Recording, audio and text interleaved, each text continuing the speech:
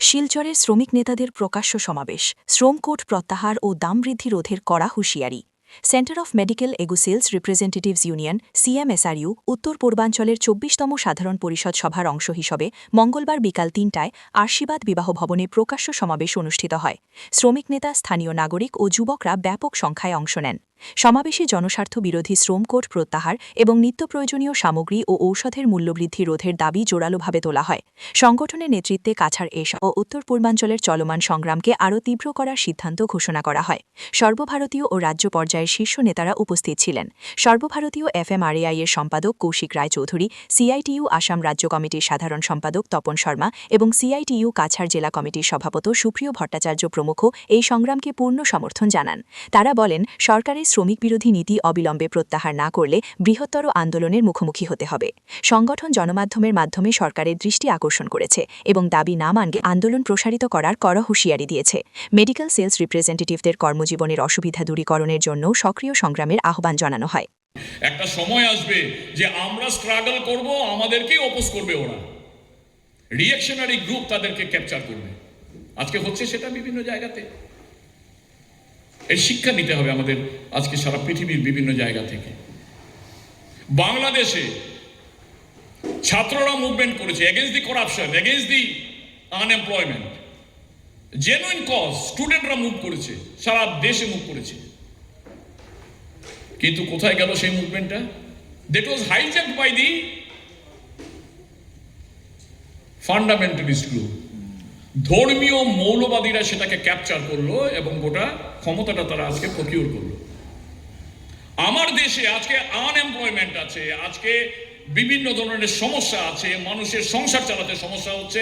আমাদের medical and sales রিপ্রেজেন্টেটিভরা আজকে প্রতি মুহূর্তে তাদের স্ট্রাগল করতে হচ্ছে তাদের টার্গেট অ্যাচিভ করার জন্য, তাদের সার্ভিস রাখার জন্য। আজকে এখানে এতগুলি মহিলা, উইমেন ওয়ার্কার্স, আনপ্রেসিডেন্টেড আজকে এখানে এসছে, তারা সম্মেলনে অ্যাক্টিভলি পার্টিসিপেট করেছে, এনথুসিয়াস্টিকলি। তাদের সমস্যা, তারা যে এই প্রফেশনে কাজ করছে, কিভাবে তাদেরকে হিউমিলেট হতে হচ্ছে, ওদের কনভেনশনে ওরা আলোচনা করেছে। এই গোটা বিষয়টা আমরা যদি আমাদের সংগঠনের ইডিওলজিক্যালি তাদেরকে যদি আমি অর্গানাইজ করতে না পারি, তাই যদি সংগঠিত করতে না পারি, তাহলে এরা ইউটিলাইজড হবে বাই দি রিঅ্যাকশনারি গ্রুপ, যেটা আজকে হচ্ছে আমাদের ভারতবর্ষে হচ্ছে। ভারতবর্ষে আজকে বিরাট সংখ্যক একটা ইয়াং জেনারেশন আজকে মৌলবাদীরা ক্যাপচার করেছে, তাদেরকে নিয়ে দাঙ্গা হচ্ছে, তারা অ্যাটাক করছে। আজকে শিলচরের বুকে পরিযায়ী শ্রমিক সেই মুর্শিদাবাদ থেকে এখানে আসে ফেরি করতে, তাদেরকে রাস্তায় ধরে বাংলাদেশি বলে মারপিট করেছে। কারা করেছে? সেই লোকেরা। দে আর নট ক্যাপিটালিস্ট, এরা ওই ধরনেরই আনএমপ্লয়েড ইউথস, কিছু উগ্র ছেলেরা। এদের দোষ দিয়ে লাভ নেই, কারণ they are not organised, they do not know what they are doing. আমাদের ছেলেদের মধ্যেও, আমাদের মেম্বারদের মধ্যেও এই বিতর্ক আছে। এভরি স্ট্রাগল করো। আমার নিজের অভিজ্ঞতা হচ্ছে, যেদিন বাবরি মসজিদ ধ্বংস হয় 1992 6 ডিসেম্বর, এই বাবরি মসজিদ ধ্বংস হওয়ার আগে 6 ডিসেম্বর বাবরি মসজিদ ধ্বংস হয় 1992, আর 1992 নভেম্বর 15 দিল্লির বুকে ভারতবর্ষের ইতিহাসে সর্ববৃহৎ শ্রমিক র্যালি হয়েছে, শ্রমিক মিছিল হয়েছে। 15 লক্ষ শ্রমিকের মিছিল হয়েছিল সেদিন। Against what?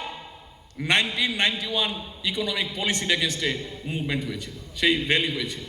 আর তার কদিন পরে 6 ডিসেম্বর বাবরি মসজিদ ধ্বংস হয়। পুরো আপস অ্যান্ড ডাউন হয়ে যায়।